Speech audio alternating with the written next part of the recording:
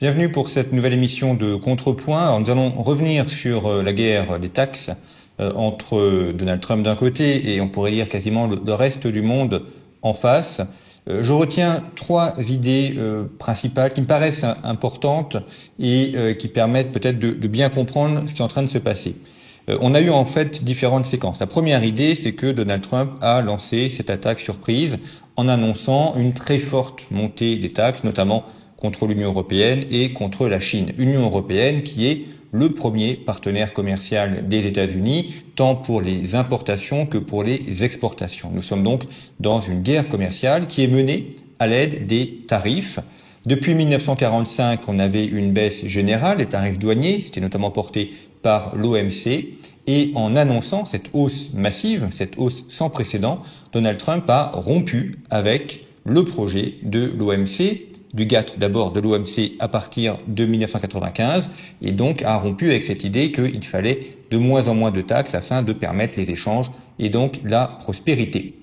Mais on voit que cette guerre des taxes, c'est la deuxième idée, n'est pas uniquement une guerre de hausse des taxes. En réalité, Donald Trump se sert de ces taxes pour imposer autre chose. On le voit notamment dans ses discours. Premier élément, lorsqu'il avait menacé Panama et le Canada de taxes importantes, et le Mexique également, et il est revenu sur cette décision une fois que ces trois États ont négocier les éléments que Donald Trump souhaitait négocier. Par exemple, pour le Panama, le fait qu'il n'y ait pas d'installation de base chinoise ou d'entreprise chinoise dans le canal de Panama. Pour le Mexique, le fait qu'il y ait un plus grand contrôle à la frontière, contrôle d'immigration illégale. Pour le Canada, le fait qu'il y ait une réciprocité en matière taxière, fiscale.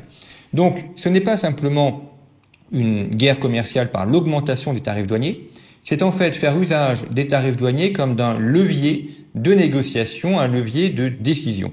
Et on le voit par exemple avec l'Union européenne, où il reproche à l'Union européenne les normes environnementales, il reproche également des normes de protection sur les GAFA par exemple, et il a donc annoncé qu'il augmentait ces taxes tant que l'Union européenne ne revenait pas dessus. Et d'ailleurs, dès que Donald Trump a annoncé cette hausse des taxes, Ursula von der Leyen a dit qu'elle était prête à négocier, à revoir la taxation des produits américains venant en Europe et qui était prête à revoir également un certain nombre de normes.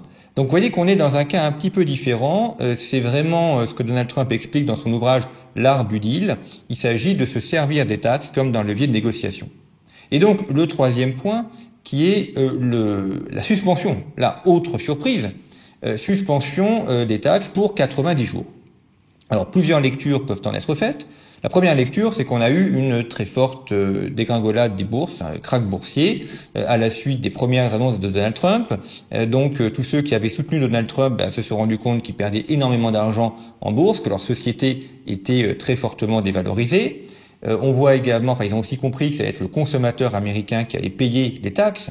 Je note d'ailleurs que le secrétaire au Trésor, Scott Bessent, n'a jamais été un défenseur très virulent des taxes.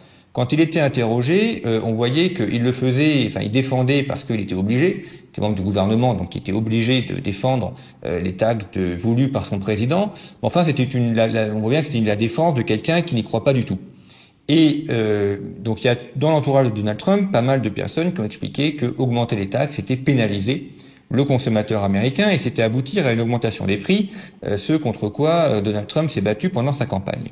Donc lorsqu'il annonce cette pause, ça a permis aux bourses de retrouver un petit peu de vigueur, mais vous me direz la bourse, ça c'est du temps extrêmement court, mais ça a surtout permis de débuter une phase de négociation avec les Européens et avec les Chinois. Donc on voit qu'on est dans une logique assez brutale, c'est-à-dire la même manière dont il négocie avec la Russie sur la guerre d'Ukraine, logique très brutale où on impose la force pour obliger les partenaires, l'adversaire, à venir sur son terrain et à négocier avec lui. En conclusion, ce que je peux noter, c'est que finalement Donald Trump est assez prévisible. C'est-à-dire que cette brutalité, il l'a décrite dans plusieurs de ses ouvrages, notamment L'art du deal, il l'a déjà menée, donc il a une manière d'agir qui est finalement assez prévisible et qui peut être assez facilement anticipée. Et d'ailleurs, la suspension des taxes n'est pas vraiment une surprise, ça pouvait tout à fait être prévu. Deuxième point de conclusion, c'est une alliance qui est en train de se faire entre la Chine et les États-Unis, entre la Chine et l'Europe. On verra jusqu'où ça aboutit. Mais finalement, dans le lot, ce sont les Chinois qui se sont présentés comme les défenseurs du commerce international, comme les défenseurs des règles de l'OMC et comme les défenseurs du libre-échange. Alors, c'est assez dangereux quand on connaît la manière dont procède la Chine, quand on connaît notamment le fait qu'il n'y a pas de respect du droit ou de respect des garanties internationales, mais la Chine se présente un petit peu comme le cavalier blanc et propose cette alliance avec l'Union européenne pour faire front contre les États-Unis. Tout ça peut être assez dangereux sur le moyen voire le long terme, avec une alliance un peu contre nature entre les démocraties libérales européennes et le système chinois.